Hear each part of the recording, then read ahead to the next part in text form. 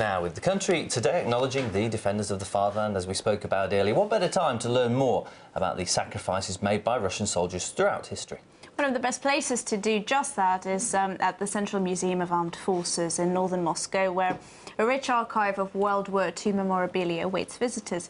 Primetime Svetlana Kurakina went back in time.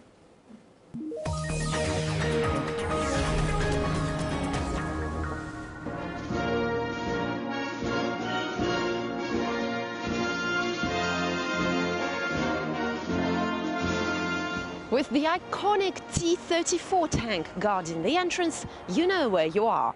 The Central Museum of Armed Forces brings you Russia's military history from its earliest days to modern times.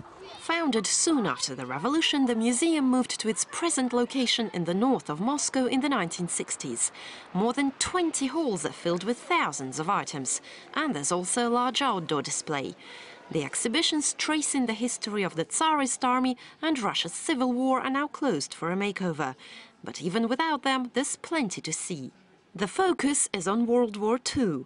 From Soviet propaganda posters to weapons and banners captured from the Germans, the collection is a close-up of some of the country's most dramatic events. This display is dedicated to the 1941 Moscow parade.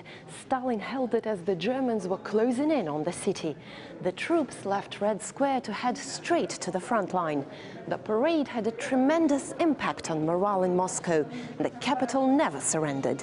There are also exhibits telling the tale of the siege of Leningrad, one of the most lethal in world history. It lasted for 900 days and became the symbol of Soviet resilience. And here's the Battle of Stalingrad that marked the turning point in the war.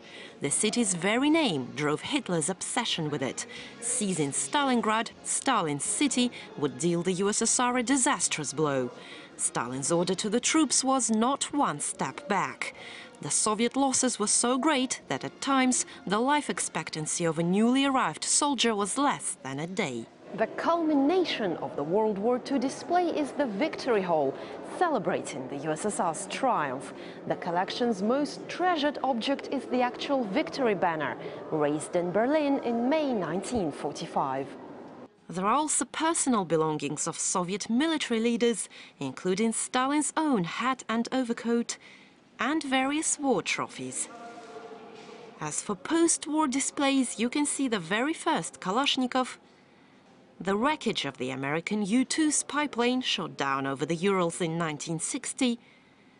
And on an even more somber note, there's a memorial to the tragic submarine Kursk. So if you want a detailed record of Russia's military past and present, this museum will tell you the whole story. Svetlana Kurakina, Primetime Russia, RT.